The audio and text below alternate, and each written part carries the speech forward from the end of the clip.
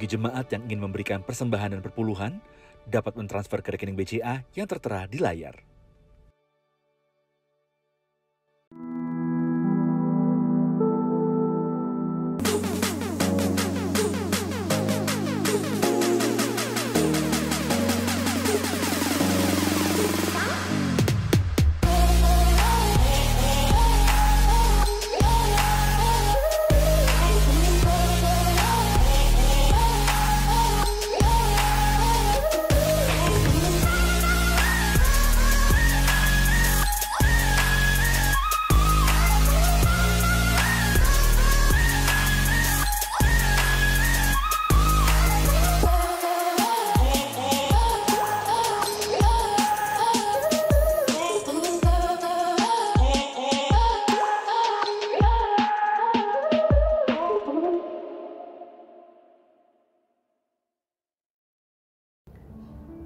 Shalom, selamat hari Minggu keluargaku, Jemaat Gereja Kemuliaan Sion Sudirman yang dikasihi Tuhan Yesus. Puji nama Tuhan, oleh karena kasih-Nya, kita masih dapat beribadah bersama-sama secara online di hari Minggu ini. Kebenaran firman Tuhan hari ini akan disampaikan oleh Bapak Pendeta Delby Langitan dengan tema Fokus. Mari siapkan hati kita untuk mendengarkan firman Tuhan, memuji, memuliakan nama-Nya. Mari kita berdoa. Tuhan Allah Bapa dalam kerajaan surga, kami mengucap syukur untuk kebaikan-Mu dan penyertaan-Mu di sepanjang hidup kami. Kalau kami ada sebagaimana kami ada saat ini, itu semua atas kasih dan kemurahan-Mu saja. Sebentar kami akan memulai ibadah kami, Tuhan. Kiranya Engkau sendiri yang memimpin ibadah ini dari awal sampai pada akhirnya. Kami serahkan ibadah ini ke dalam tangan kasih-Mu, di dalam nama Tuhan Yesus. Haleluya. Amin.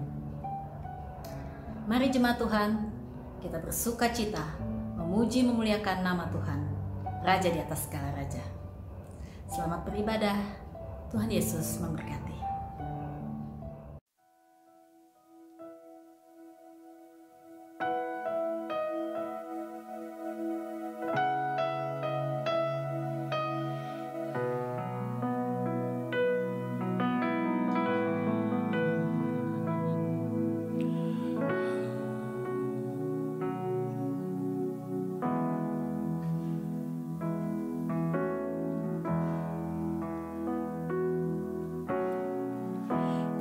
Kulihat bukti kasih-Mu, Kau menderita gantikanku. Dengan darah-Mu Kau selamatkanku. Kini ku hidup menyenangkan-Mu. Telah kulihat bukti kasih-Mu, Kau menderita gantikanku. Dengan darah-Mu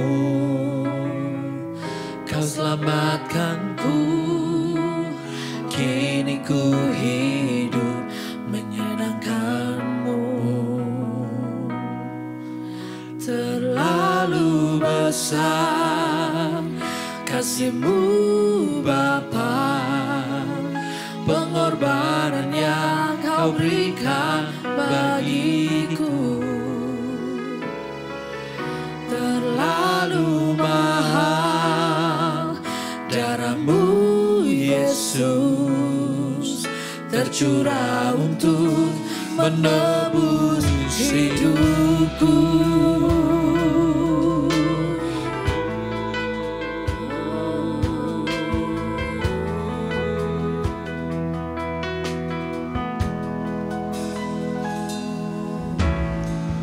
Telah kulihat bukti kasih-Mu, Kau menderita gantikanku. dengan darah-Mu Kau selamatkanku. Kini ku hidup menyenangkan-Mu. Terlalu besar kasih-Mu Bapa, pengorbanan yang Kau berikan bagiku. Terlalu mahal darah-Mu Yesus tercurah untuk menebus hidupku.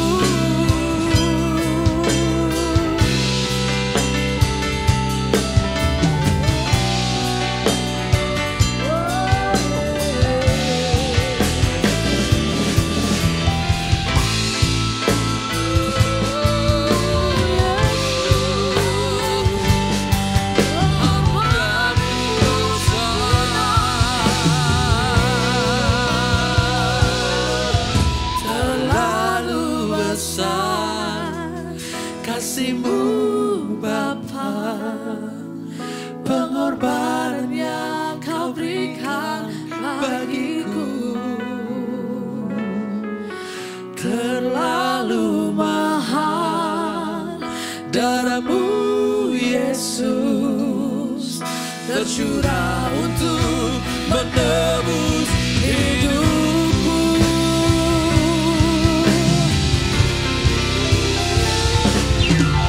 Terlalu besar kasih-Mu Bapa, pengorbanan yang Kau berikan bagiku. Terlalu mahal darah-Mu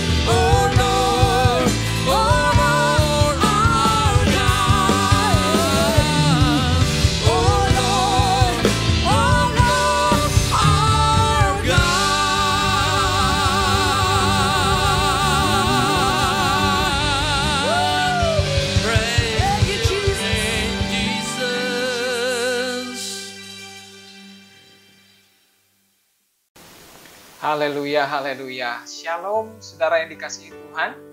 Jemaat GKS Firman, hari ini kita bersyukur kepada Tuhan. Kita sama-sama bisa beribadah, memuliakan Tuhan. Kita sudah menyembah Tuhan lewat pujian yang kita dinaikkan tadi. Puji Tuhan, betapa baiknya Tuhan. Kita sudah ada di minggu terakhir di bulan Maret ini. Saya percaya kita semua bisa lewati karena kebaikan Tuhan kepada kita semua. Saudara, hari ini saya diberikan tema tentang fokus, ya, fokus. Nah, kita punya tema di gereja ini, punya tema tentang segala sesuatu indah pada waktunya, ya. Tepatnya di dalam Pengkhotbah pasal 3 ayat 11, dia katakan di situ bahwa Ia atau Tuhan membuat segala sesuatu indah pada waktunya. Nah, bicara mengenai waktu tentunya punya hubungan erat dengan fokus. Karena waktu akan banyak terbuang ketika seseorang tidak punya fokus, tidak punya tujuan yang jelas. Nah, untuk itu fokus adalah sesuatu yang sangat amat penting untuk kita pelajari bersama. Hari ini, saudara, kita akan membahas tentang fokus, di mana Alkitab begitu jelas mengangkat banyak hal mengenai bagaimana kita sebagai orang-orang percaya harus fokus kepada tujuan Tuhan dalam kehidupan kita. Nah, saya akan bacakan saudara sebagai ayat utama kita hari ini di dalam Yakobus pasal 1 ayat 8. Yakobus pasal 1 ayat 8 dia berkata begini, sebab orang yang mendua hati tidak akan tenang dalam hidupnya. Sekali lagi, sebab orang yang mendua hati tidak akan tenang dalam hidupnya. Luar biasa ungkapan ini, saudara. Alkitab sudah mencatat ini jauh sebelum orang menemukan mengenai pentingnya fokus. Jauh sebelum orang menemukan pentingnya untuk menentukan arah, untuk menetapkan tujuan. Alkitab sudah dengan jelas mengatakan bahwa kita sebagai orang percaya harus punya ketetapan hati. Nah, siapakah Yakobus yang menulis ayat ini? Yakobus pasal 1 ayat 8 tentunya saudara dimulai dengan ayat 1, 2, sampai 7 dan kemudian ayat 8. Nah, kita harus tahu bahwa Yakobus adalah seorang gembala, ya, seorang soko guru kata Alkitab, gembala di Yerusalem. Sebagai seorang pemimpin gereja, saudara, dia banyak memberikan nasihat dan punya tanggung jawab yang besar untuk menggembalakan jemaat mula-mula. Nah, dan surat ini, saudara, ditujukan kepada jemaat perantauan, di mana 12 suku Israel banyak yang terpencar ke berbagai daerah, saudara, karena pada saat itu terjadi penganiayaan yang sangat serius di Yerusalem. Karena kita tahu jemaat mula-mula, saudara, itu berdiri banyak di Yerusalem. Dan saat itu, saudara, ketika terjadi penganiayaan yang besar karena pertumbuhan gereja yang begitu hebat terjadi di awal tahun 2000, ya, di mana Tuhan di sana menyatakan satu kemuliaan yang hebat kepada gereja mula-mula, dan kemudian banyak orang yang bertobat, banyak orang yang tertarik dan ikut masuk menjadi bagian dan bertobat menjadi orang-orang yang menerima Yesus sebagai Tuhan dan Juru Selamat. Terjadi penganiayaan begitu hebat, akhirnya orang-orang Kristen itu terpencar ke berbagai tempat, ke Fenisia, ke Siprus, ke Antioquia, dan lebih jauh lagi. Dalam Alkitab kita bisa menemukan semua keterangan ini. Nah, kemudian saudara Yakobus, dia sebagai seorang gembala, dia terbeban dengan beban ilahi untuk menulis surat ini, surat Yakobus. Dan kita tahu surat Yakobus ini, saudara, adalah surat yang sangat penting. Dikatakan, ya, diistilahkan Yakobus adalah Amsal, kitab Amsal di Perjanjian Baru. Begitu banyak nasihat, ya. Lebih dari 50% catatan Yakobus adalah mengenai perintah. Jadi sangat menarik. Kalau kita baca, saudara, banyak value, banyak nilai-nilai yang disampaikan, yang ditulis oleh Yakobus sebagai seorang gembala. Ya, wibawa seorang pemimpin itu terlihat jelas dalam tulisannya. Dia mendorong, dia menguatkan, dia menasehati, dia mengingatkan banyak hal di dalam surat Yakobus.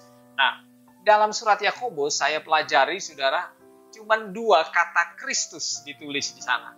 Ya, rasanya minim sekali. Tetapi hal yang luar biasa adalah Yakobus menulis paling banyak mengambil dari kata-kata Yesus dari khotbah di bukit, yang diterjemahkan, yang dibahas dan lebih detail, begitu luar biasa oleh Yakobus untuk menguatkan jemaat Tuhan yang ada di perantauan.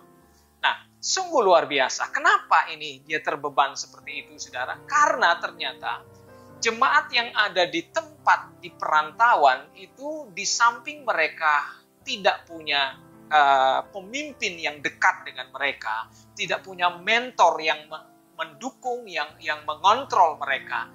Mereka juga diperhadapkan dengan banyak sekali cobaan, ya, banyak sekali tawaran, banyak sekali hal-hal yang menggoda iman mereka. Makanya saya mengajak saudara untuk melihat dari ayat-ayat awal dari Yakobus pasal 1 ini. Dia katakan begini, salam dari Yakobus, ya, Yakobus pasal 1 ayat 1 mulai. Salam dari Yakobus, hamba Allah dan Tuhan Yesus Kristus, kepada ke-12 suku di perantauan. Jadi kita tahu jelas di sini bahwa surat ini ditujukan kepada 12 suku Israel yang ada di perantauan, yaitu mereka yang sudah menerima Kristus Tuhan sebagai juru selamat mereka.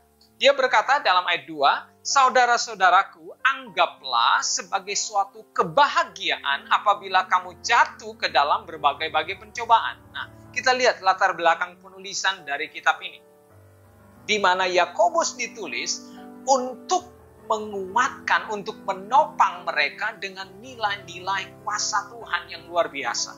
Dia berkata, saudara-saudaraku, anggaplah, dalam bahasa Inggris, terjemahan anggaplah ini, saudara, ditulis dengan kata count.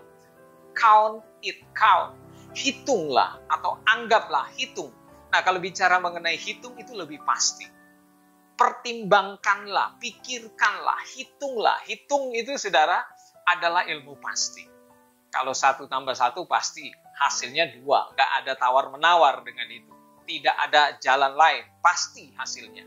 Nah, demikian pun Rasul Yakobus ini mengingatkan kepada jemaat supaya mereka menghitung bahwa semua cobaan yang mereka alami karena mereka ada di dunia, saudara, yang punya value yang sangat berbeda dengan mereka sebagai orang percaya kepada Kristus, sebagai orang beriman.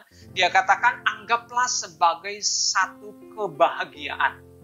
Wow, ini adalah sesuatu yang kontradiktif dengan keadaan.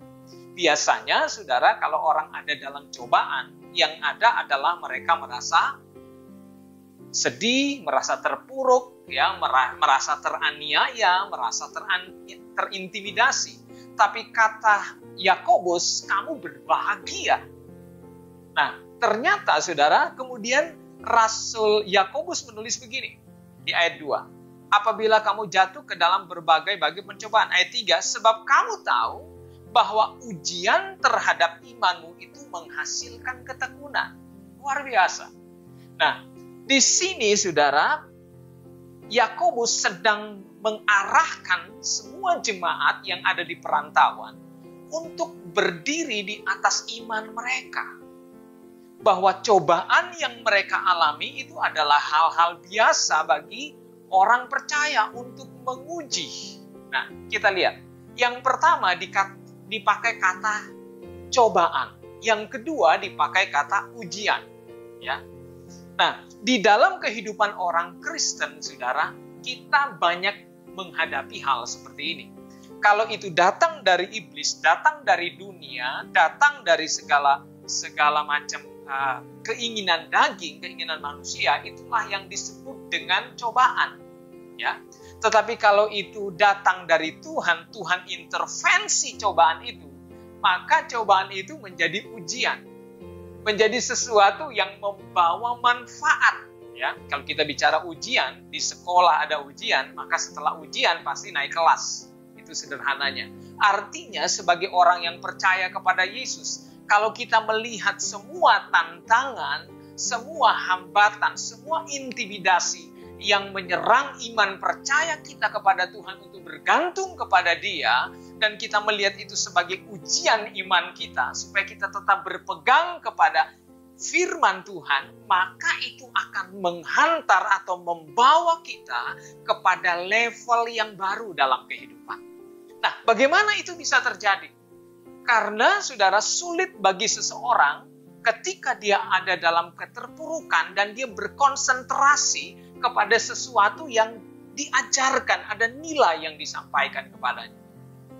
Saya menyampaikan firman Tuhan ini saya alami ya secara pribadi.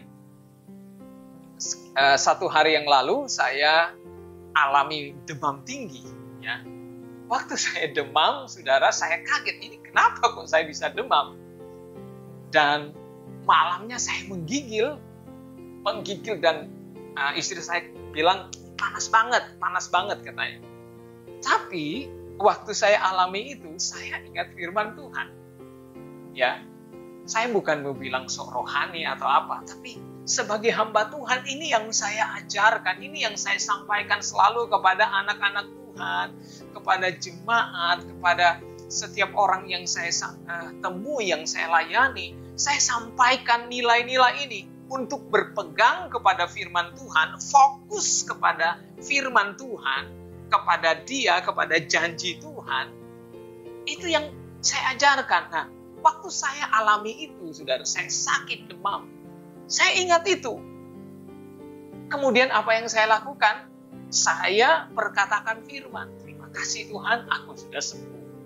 Oleh darah Yesus mengalir penuh dalam hidupku, aku telah mengalami kesembuhan yang sempurna dari Tuhan. Saya percaya itu. Dan kemudian apa yang terjadi, saudara? Saya sambil menggigil, saya bilang terima kasih Tuhan, terima kasih Tuhan. Itu kenyataannya bertolak belakang dengan fakta yang saya alami. Sementara dalam dunia rohani, saudara, saya melihat bahwa firman Tuhan katakan kamu telah sembuh. Nah, ini sesuatu yang luar biasa. Ketika kita berpegang kepada firman Tuhan berkata kamu telah sembuh dan percaya itu mengungkapkannya, maka itu berarti kita sedang mengarahkan fokus kita kepada firman Tuhan. Semakin kita mengarahkan fokus kita kepada satu hal, maka apa yang kita fokuskan akan membesar dan berdampak, mengembalikan dampak yang dahsyat bagi kita. Nah, apa yang terjadi? Waktu saya fokuskan itu, saya doakan, saya berterima kasih, saya memuji Tuhan, saya sembuh. Saya pulih. Ya, kita tahu saat ini kalau bicara mengenai demam, orang udah berpikir jauh. Tapi kita mau fokus kemana? Kita berfokus kepada yang negatif, yang mengintimidasi, menakutkan. Kita ikuti apa yang kita dengar, kita lihat hari-hari ini. Nah, penting sekali, saudara. Kalau kita bicara mengenai fokus, kita tahu ya apa yang kita lihat, apa yang kita dengar. Karena hal ini sangat menentukan kita. Bagaimana kita punya fokus. Itu sebabnya Yakobus mengingatkan mereka dengan firman Tuhan, memperdengarkan sesuatu yang bernilai tinggi, sehingga ketika ada cobaan datang, itu mereka melihat sebagai ujian yang akan membawa mereka naik. Sehingga ketika mereka punya pemikiran itu, mereka justru berdiri dalam sukacita, kebahagiaan, damai sejahtera yang besar dari Tuhan.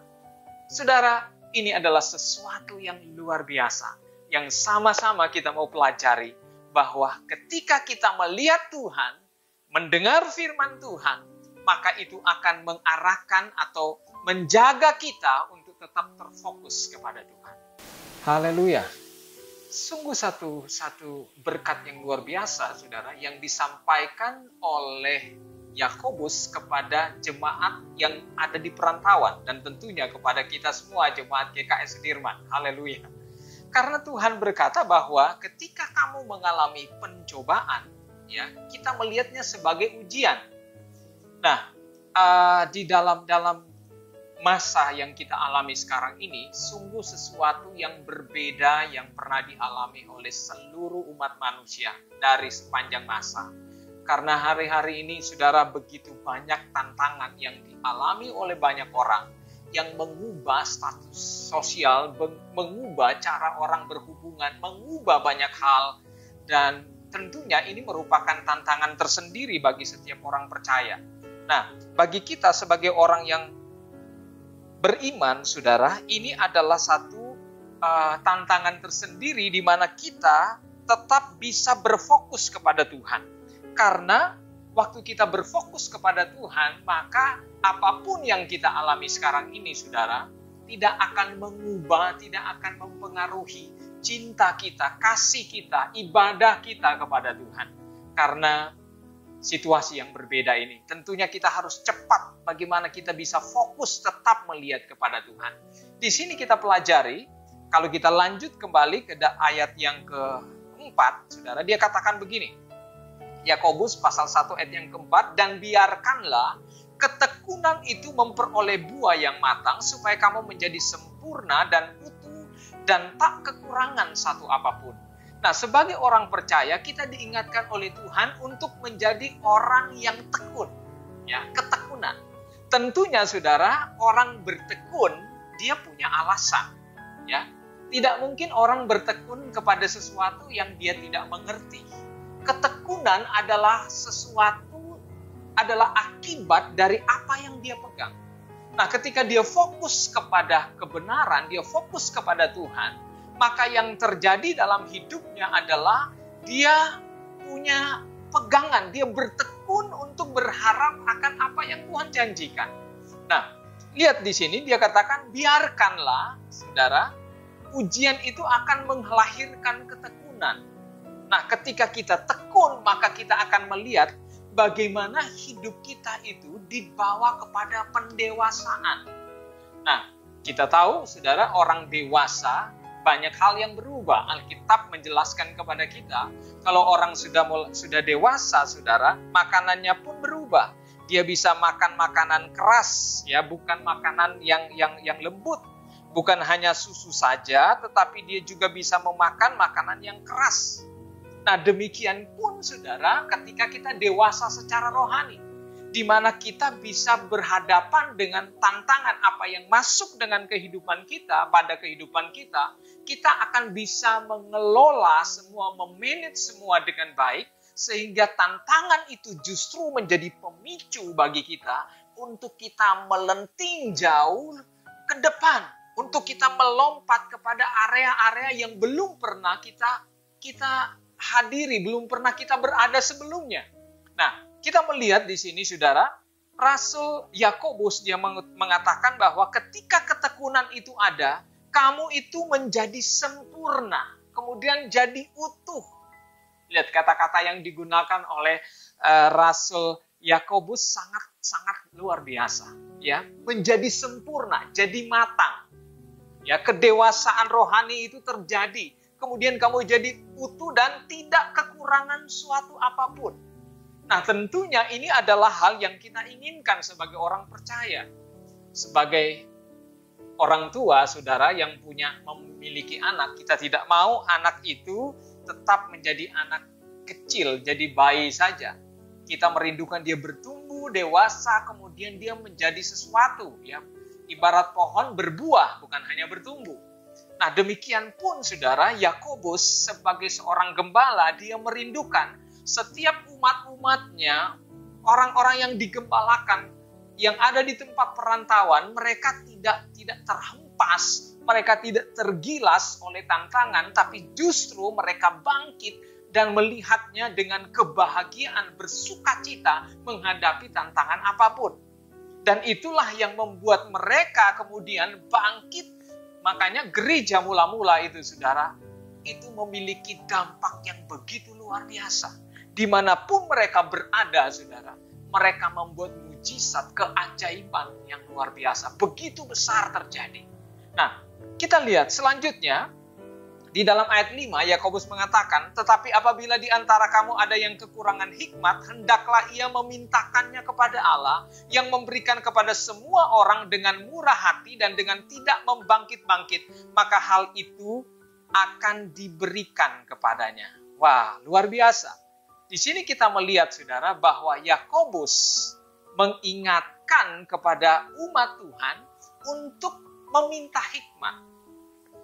Di mana Yakobus meyakinkan bahwa ketika mereka terarah, iman mereka tetap dijaga dan mengarahkan hidup mereka kepada Tuhan, kepada firman Allah yang adalah sumber dari iman itu, maka saudara, mereka akan menjadi orang-orang yang berhikmat. Mereka akan menjadi orang-orang yang dewasa, yang penuh, seperti yang tadi di ayat yang keempat ya. Mereka menjadi orang-orang yang utuh, mereka menjadi orang-orang yang sempurna. Karena apa? Karena mereka penuh dengan hikmat dari Tuhan. Nah, tapi katanya kalau kamu kekurangan hikmat, hendaklah ia memintanya kepada Tuhan. Ia memintanya kepada Tuhan. Perlu sekali, sangat perlu. Nah, tentunya ayat ini, saudara, ayat ini adalah sesuatu yang sangat penting untuk kita pahami, karena Tuhan adalah sumber dari hikmat itu. Ya, Yakobus mengingatkan kepada jemaat yang dia gembalakan supaya mereka memiliki fokus kepada Tuhan. Nah, dalam Amsal pasal 19 ayat 21, saudara, dia tulis begini. Dalam Amsal 19 ayat 21, kita tahu Yakobus ya adalah amsalnya perjanjian baru karena banyak hikmat ilahi yang tertuang di dalam Yakobus ini. Dia katakan begini, Amsal 19 ayat 21, banyaklah rancangan di hati manusia, tetapi keputusan Tuhanlah yang terlaksana. Nah, ini alasan kenapa Yakobus menyuruh mereka meminta hikmat kepada Allah, karena Allah lah sumber hikmat yang memampukan mereka untuk menghadapi, untuk hidup bahkan survive, bukan sekedar bertahan, tapi mereka berhasil, bahkan mereka mengatasi dengan kemenangan, saudara, setiap tantangan yang mereka hadapi. Mereka perlu hikmat Tuhan. Ya, mereka perlu hikmat. Karena apa? Dia katakan begini, banyak rancangan di hati manusia. Jangan sampai, saudara, rancangan-rancangan ini mengambil potensi besar yang kita miliki, sehingga apa yang menjadi tujuan Tuhan tidak tercapai. Iman kita tergeser atau tercampur dengan hal-hal yang dari keinginan kita. Ayat ini dalam bahasa Inggris dia berkata begini, saudara. Saya ambil dari New Living Translation. You can make many plans, but the Lord's purpose will prevail. Sekali lagi, you can make many plans. Kamu bisa aja punya banyak rencana. Bisa aja punya banyak cita-cita, kerinduan katanya. But the Lord's purpose, tetapi tujuan Tuhanlah yang akan terjadi. Keputusan Tuhanlah yang akan terlaksana. Nah, mari kita lihat di sini bahwa Alkitab mengarahkan kita untuk punya fokus yang spesifik, punya fokus yang begitu tinggi, yaitu kepada Tuhan, kepada tujuan Tuhan. Saudaraku yang dikasihi Tuhan, kita perlu memahami bahwa ketika kita berjalan bersama dengan Tuhan, Tuhan mau kita itu betul-betul berserah, bergantung kepadanya. Karena rencana Tuhan yang terbaiklah yang akan terlaksana di dalam kita. Kita punya rencana yang baik, itu bagus. Kita punya banyak imajinasi. Tuhan kasih kita imajinasi ya. Kita berpikir, kita berandai-andai untuk melakukan sesuatu dalam pelayanan, dalam pernikahan, masa depan kita, cita-cita kita. Tetapi saudara, ingatlah satu hal, firman Tuhan berkata, banyak rencana dalam hati manusia, tetapi tujuan Tuhanlah yang terlaksana. Artinya begini, kita harus fokus kepada tujuan Tuhan. Boleh kita punya rencana, tetapi mari kita libatkan Tuhan di dalamnya dan minta hikmatnya untuk supaya kita tetap terhubung dengan rencana ilahinya. Sehingga kita tidak membuang waktu kita untuk memikirkan sesuatu yang bukan tujuan Tuhan.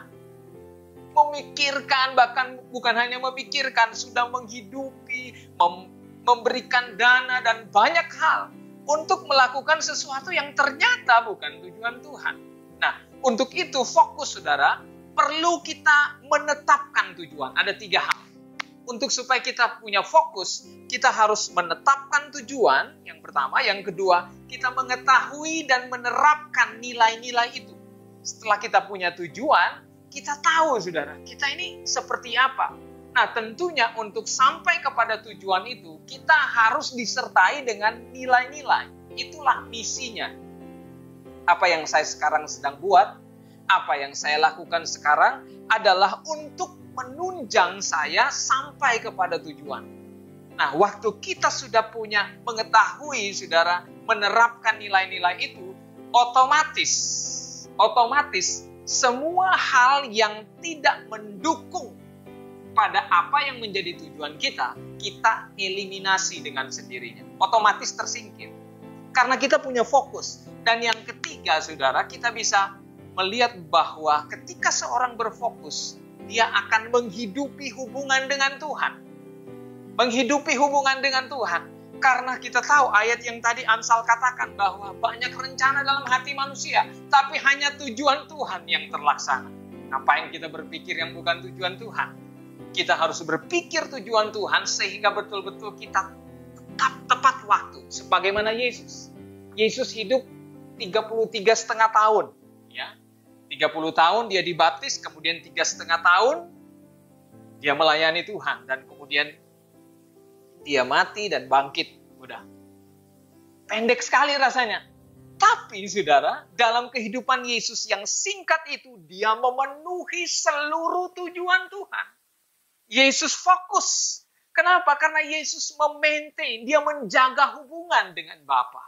Dia menjaga hubungan terus, dia tahu tujuannya. Dia datang adalah untuk menggenapi rencana Tuhan. Saudara, kita tahu di dalam Yohanes pasal 17 dia katakan bahwa dia sudah memenuhi, dia datang dan memenuhi semua pekerjaan Tuhan. Makanya di atas kayu salib dia katakan kalimat terakhirnya apa? Sudah selesai. Tuhan Yesus tidak membuang waktu dengan memikirkan perkara-perkara dagingnya. Dia tidak di Taman Getsemani, saudara, sebagai manusia. Tuhan Yesus bisa berkata, Tuhan boleh dong undurin 1 tahun lagi atau 3 hari lagi mungkin. Saya masih belum siap. Tapi tidak. Dia betul-betul fokus. Dia betul-betul tertuju kepada rencana Tuhan. Sehingga dia tetap berpadu dengan rencana Tuhan yang sempurna, sehingga apa yang dilakukan Yesus betul-betul sempurna di hadapan Bapa, sehingga ia betul-betul diangkat tinggi. Makanya Tuhan Yesus disebut dalam Alkitab adalah namanya diangkat tinggi melebihi nama siapapun, nama di atas segala nama, yaitu nama Yesus. Kenapa itu terjadi? Karena Yesus memiliki tingkat ketaatan, fokus yang sangat tinggi kepada tujuan yang diberikan dalam hidupnya. Nah, tujuan Tuhan dalam hidup kita seperti apa, saudara?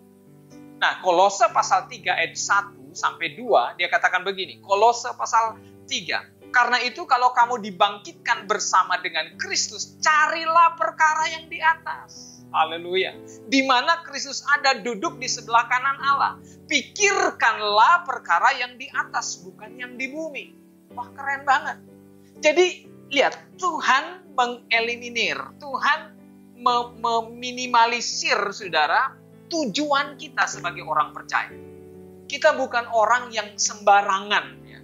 Kita punya tujuan yang begitu jelas dari Tuhan. Ketika kita lahir baru, kita dipanggil oleh Tuhan menjadi anaknya, saudara. Allah punya tujuan kepada kita untuk kita menjadi alatnya, menjadi saluran berkat kemanapun kita pergi.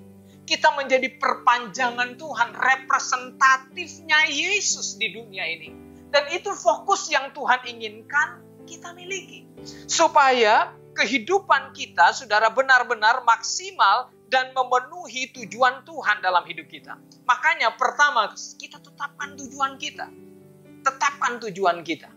Nah, pikirkan perkara di atas. Perkara di atas itu apa sih? Wah, ini penting sekali. Bicara mengenai pribadi Yesus. Kepentingan kerajaan Allah. Bicara tentang nilai-nilai surgawi. Dan itu ada di mana? Di firman Tuhan. Nilai-nilai itu ada di Alkitab. Ketika kita baca firman Tuhan, merenungkan itu, maka itu akan membawa kita terus berada di track yang benar. Kita tetap terfokus kepada firman Allah yang menjadi tujuan utama kehidupan kita. Menjadi seperti Yesus. Nah, itu penting sekali. Nah, saudara yang dikasihi Tuhan, kemudian Kolose 3 ayat 17, Kolose 3 ayat 17 dia berkata, dan segala sesuatu yang kamu lakukan dengan perkataan atau perbuatan, lakukanlah semuanya itu di dalam nama Tuhan Yesus. Sambil mengucap syukur oleh Dia kepada Allah, Bapa kita. Jadi apapun yang kita perbuat di dunia ini, Tuhan mau kita terfokus kepada Tuhan. Bukan melakukan karena untuk pendeta tertentu, untuk orang tertentu, gereja, organisasi, atau kepentingan pribadi apalagi. Bukan kepada itu, tapi tertuju kepada Tuhan. Ini fokus utama kita. Fokus utama kita adalah melakukan semuanya bagi Tuhan. Nah, untuk ilustrasi ini saya teringat sekali dengan Musa. Ya, dalam Injil, dalam Ibrani, saudara, kitab Ibrani dikatakan, Ibrani pasal 11 ayat 24, dia katakan begini. Karena iman, maka Musa setelah dewasa menolak disebut anak putri Fir'aun. Karena ia lebih suka menderita sengsara dengan umat Allah daripada untuk sementara menikmati kesenangan dari dosa. Ia menganggap penghinaan karena Kristus sebagai kekayaan yang lebih besar daripada semua harta Mesir. Sebab pandangannya ia arahkan kepada upah. Nah, saudara yang dikasihi oleh Tuhan, Musa adalah seorang yang luar biasa punya fokus kehidupan. Dia berada di tempat yang begitu istimewa, tempat yang begitu kaya, tempat yang strategis. Secara dunia, saudara, segala-galanya dia miliki. Tetapi fokusnya kepada Tuhan, itu sudah terbangun sejak dia kecil. Dan itu kemudian membawa dia menjadi seorang yang jadi Allah Tuhan yang luar biasa. Dia membawa orang Israel dari perbudakan menjadi orang yang berkemenangan. Sampai hari ini mereka benar-benar, saudara, menceritakan, bahkan kita, bahkan saya pun hari ini menceritakan, memberitakan kepada saudara bagaimana Musa. Kehidupannya benar-benar terfokus kepada Tuhan. Setelah dewasa, dia mengambil keputusan, berfokus dan hidupi, dia bertindak, dia membangun terus hubungan dengan Tuhan. Sehingga tujuan Tuhan yang sempurna terlaksana dalam hidupnya. Mari saudara yang dikasihi Tuhan, sebagai jemaat GKS Sudirman, Gereja Kemuliaan Sion, betul-betul kita membawa kemuliaan nama Yesus dalam hidup kita. Kemanapun kita pergi, kita betul-betul menjadi representatifnya Yesus. Puji Tuhan, inilah firman Tuhan yang saya bagikan kepada kita semua saat ini. Biarlah Roh Kudus menjabarkan lebih jauh kepada kita sehingga kebenaran ini membawa dampak yang besar bagi kita. Kita berdoa. Bapa di sorga, kami bersyukur atas anugerah-Mu. Kami bersyukur untuk firman Tuhan yang kami dengar. Biarlah kami Tuhan berfokus kepada tujuan kami di dalam Engkau, yaitu menjadi serupa dengan Engkau Tuhan. Dan kami mau mengetahui, belajar lagi, bahkan menghidupi nilai-nilai kehidupan Kristus dalam hidup kami. Memenuhi hidup kami dengan semua itu. Apa yang kami pikirkan, apa yang kami dengar, itu adalah mengenai Engkau saja Tuhan. Dan kemudian kami membangun terus hubungan kami dengan Engkau. Sehingga kami tidak membuang waktu kami sia-sia. Kami fokus kepada tujuan kami. Sehingga dimanapun kami pergi, apapun yang kami lakukan, kapanpun itu, dan dengan siapapun kami melakukannya, kami tahu kami melakukan untuk kemuliaan nama Yesus, Tuhan dan Raja kami yang dahsyat dan ajaib. Terima kasih Bapa. Kami bersyukur untuk kebenaran-Mu ini. Kami terima dengan penuh sukacita dalam nama Tuhan Yesus. Kami berdoa dan bersyukur. Amin. Amin. Tuhan memberkati saudara semua. Shalom. Haleluya.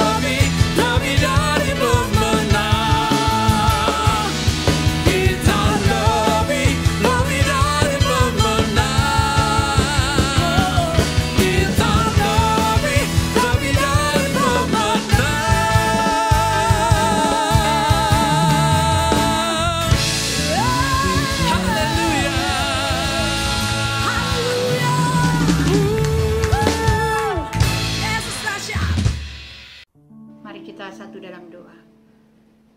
Bapa kami yang di surga, kami mengucap syukur atas segala kekasih dan penyertaan Tuhan sepanjang hidup kami.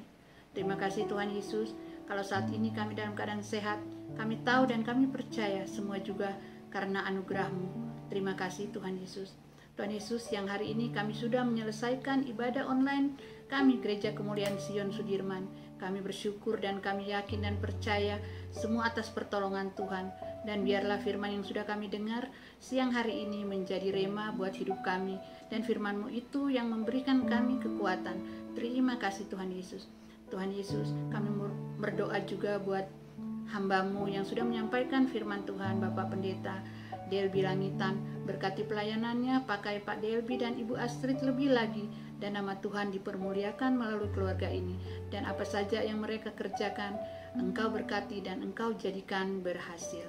Bapak yang di surga, kami berdoa juga buat para pemimpin gereja kami, Bapak Bunadi Subrata dan Ibu Elizabeth, Ibu Seliana Sorongan, dan Bapak Yantan Kilisan, dan juga Bapak Yoli Tuyu.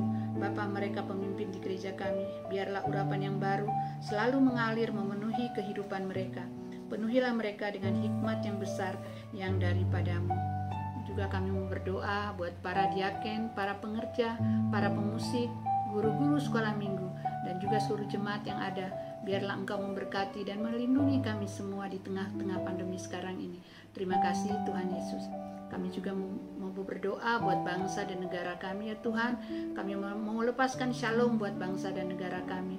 Kami percaya bangsa kami ada dalam perlindungan Tuhan. Dan biarlah Engkau memberkati dan memberikan hikmat, kebijaksanaan, dan kepintaran buat para pemimpin bangsa kami, Bapak Jokowi dan Bapak Ma'ruf Amin, serta para menteri, para TNI, dan Polri dalam memimpin dan menjalankan pemerintahan bangsa ini. Agar setiap pengambilan keputusan Engkau yang campur tangan, sehingga setiap keputusan ataupun peraturan yang diberlakukan boleh menjadi sesuatu yang membuat bangsa ini menjadi bangsa yang besar. Dan bangsa ini akan maju dan bangsa ini akan menjadi bangsa yang cinta damai, aman dan tentram. Terima kasih Tuhan Yesus. Kami berdoa juga buat program vaksinasi bangsa kami Tuhan. Tuhan, biar program ini menjadi program yang sukses, program yang sangat baik Tuhan. Biar bangsa kami menjadi bangsa yang sehat, bangsa yang kuat. Kami serahkan juga seluruh hidup kami, gereja kami, dan bangsa kami ke dalam tangan-Mu Tuhan.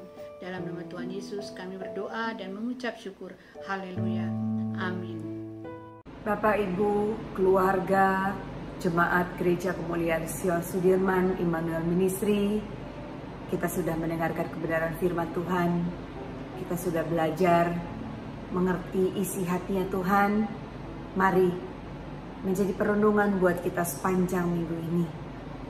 Apa yang disampaikan untuk kita bisa menjadi pegangan dalam kehidupan kita sepanjang satu minggu ke depan. Menjadi kekuatan, menjadi kesembuhan. Firman Tuhan yang menjadi jawaban buat kita. Mari kita satukan hati, kita menerima berkat yang daripadanya. Tuhan memberkati engkau dan melindungi engkau. Tuhan menyinari engkau dengan wajahnya dan memberi engkau kasih karunia. Tuhan menghadapkan wajahnya kepadamu dan memberi engkau damai sejahtera. Terimalah berkat yang besar dari Allah Bapa, sukacita di dalam Kristus Yesus, penyertaan di dalam Roh-Nya yang kudus, membawa damai sejahtera buat kita semuanya. Selamat hari Minggu, Tuhan Yesus memberkati kita semuanya. Shalom.